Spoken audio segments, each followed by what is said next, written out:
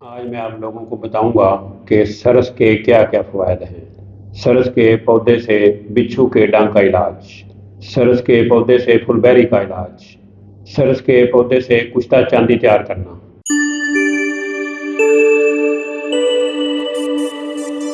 बिस्मिल्लाहिर्रहमानिर्रहीम। अस्सलामु अलैकुम वरहमतुल्लाहि वबरकातुहू। नाज़रीन, मैं प्रोफेसर हकीम इनायतुल्लाह आप लोगों की खिदमत में हाज़िर हूँ और आप लोगों को अपने चैनल दारुश्शिफा में खुश आमदीद कहता हूँ। आप लोगों से छोटी सी गुजारिश है कि आप मेरे इस चैनल को सब्सक्राइब करें और साथ बेल आइकॉन बटन को प्रेस कर दें।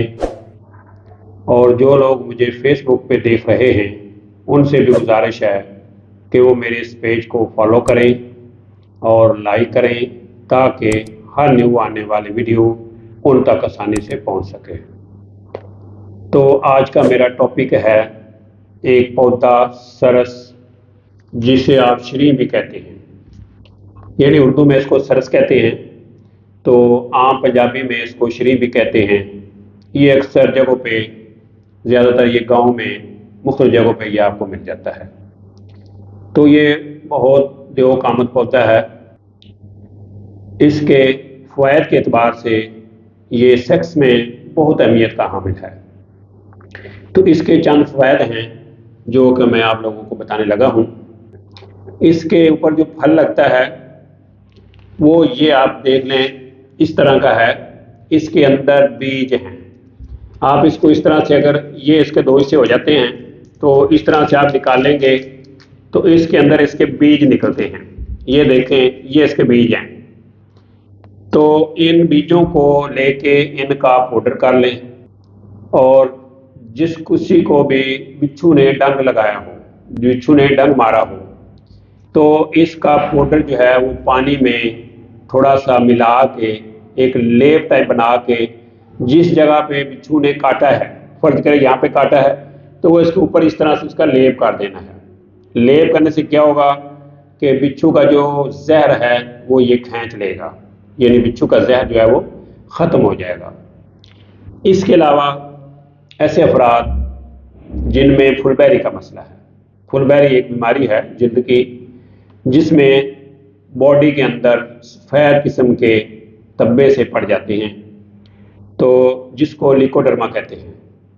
इस बीमारी में आपने यही जो फल के बीज आपने अभी मैंने बनाए थे, इनके बीजों का आयल निकालना है, यानी बीजों का तेल निकालना है। बीजों का तेल निकाल के तो वो फुलबेरी के जो दाग हैं उसके ऊपर जो है वो इसका आयल लगाना है। तो इंशाअल्लाह अज़ीज़ चंद दिनों के इस्तेमाल से ये आपकी फुलबेरी का जो मसला है इंशाअल्लाह ये हल हो जाएगा। इसके अलावा नाज़रीन, इसका एक और तेल बनता है जो कि मुख्तलिफ किस्म के अमराज में इस्तेमाल होता है। उसका तरीक़ेकार ये है कि इस पौधे के सभी हिस्से लेने हैं। जड़ को भी लेना है, इसके पत्ते भी लेने हैं, जड़ के ऊपर जो छिलका होता है वो उतारना है, इसका फल भी ले लें, इसके पत्ते भी ले लें, इसकी टहनियाँ भी ले लें। इसके सभी हिस्से लेके तो आप लोगों ने उसके बराबर तकरीबन 4 गुना पानी लेना है। तो उस पानी के अंदर इनको भिगो देना है। 24 घंटे के लिए ये पड़ा रहेगा। 24 घंटे के बाद आप लोगों ने उसको आग पे रख देना है। जब 3 हिस्से पानी जो है वो खुश्क हो जाए, एक हिस्सा सिर्फ रह जाए, तो फिर आप लोगों ने उसको निकाल के फिल्टर करना है। यानी जो ये श्री के जो दरख्त के जो मैंने चीज़ें डाली थी इनको निकाल देना है, सिर्फ पानी रह जाए। अब उस पानी के बराबर आपने तिलों का जो तेल है वो उसमें डाल देना है। इसको रोगन कुंजत भी कहते हैं, तिलों का तेल भी कहते हैं, मीठा तेल भी कहते हैं, ये इसके नाम हैं। तो उसको डाल के बराबर वज़न, तो फिर आपने आग पे जोश देना दोबारा, और जो सरस का पानी था वो आपने बिल्कुल खुश कर देना है।